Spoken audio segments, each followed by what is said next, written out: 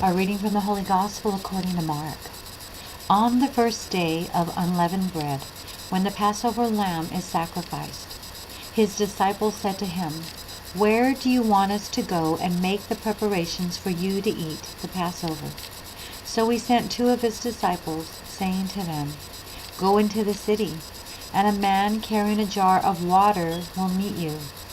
Follow him, and wherever he enters, say to the owner of the house, 'The teacher asks, where is my guest room where I may eat the Passover with my disciples?' He will show you a large room upstairs, furnished and ready. Make preparations for us there." So the disciples set out and went to the city and found everything as he had told them, and they prepared the Passover meal. While they were eating, he took a loaf of bread, and after blessing it, he broke it, gave it to them, and said, "Take, this is my body." Then he took a cup, and after giving thanks, he gave it to them, and all of them drank from it. He said to them, "This is my blood of the covenant, which is poured out for many. Truly I tell you, I will never again drink of the fruit of the vine until that day when I drink it new in the kingdom of God." When they had sung the hymn, they went out to the Mount of Olives. There are many times in our lives that we might have a good plan, and we may engage the services or the help of many individuals to help perhaps a particular event come to fruition. We might hire a caterer or ask perhaps for a potluck from our guests. We might offer our own home as the venue, or ask perhaps a family member or a friend for the use of their home. We would acquire particular decorations, think about collecting certain types of beverages to offer to the guests. If it were a birthday, we may purchase a particular flavor of cake that might be the favorite of the person that we're celebrating. And with all these elements of the planning and with a particular, end result in mind, our celebration will turn out to be beautiful, a beautiful time, a beautiful day, a beautiful evening.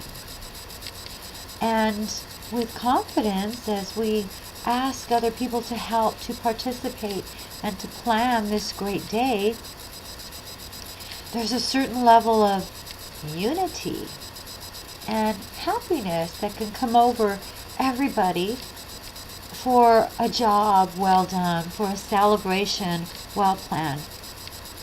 And as the guests leave, one by one during, the end of your celebration, you offer hugs and kisses and say, "Thank you for coming, and thank you for participating, and your being here, made the celebration that much more special."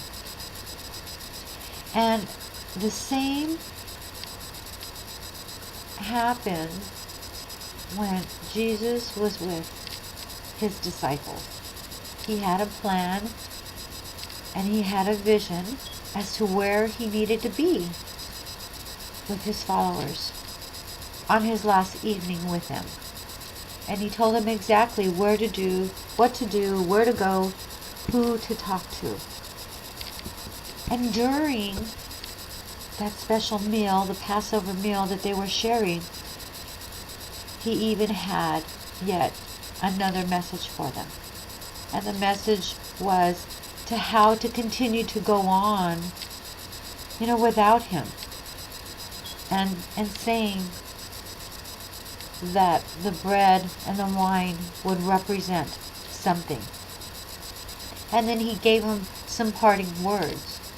But of course they didn't understand. But he said, he will never again drink of the fruit of the vine until that day when I drink it new in the kingdom of God. And so within that plan, within that celebration, and knowing after that meal was over, Jesus knew what was to come. And he knew in his heart that he would not drink from the fruit of the vine until the day that he was with his Father. And he chose to say out loud, to share that sentiment out loud with others. So they would hear, that they would remember, although they didn't understand.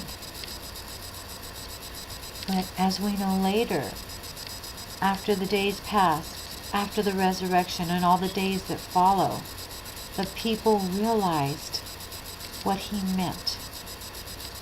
And the same can go for us as we offer lessons to one another, whether it be, a spouse to a spouse or to a friend, or a lesson that we might impart on our children. We may say things to them now that they don't understand, especially to a child. We might even finish up our conversation with them. I tell you these things now, and you may not understand it until you become of age, until you get older, until you go through these things themselves. But I tell you these things now so that you will know. Because when you need it, you'll know that I'll be there for you. You'll know that you'll have my support. And so I want you to know this now, but so you can go with confidence that no matter what happens, you'll always have me. And this is an incredible message in this simple evening with a Passover meal that Jesus shared with his disciples.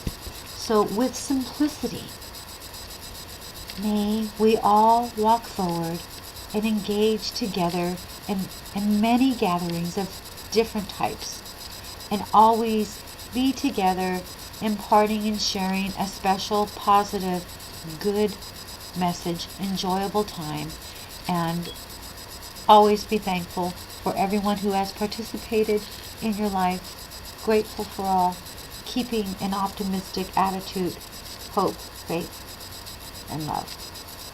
My name is Ceci Holling, and I'm inviting you to live like you believe.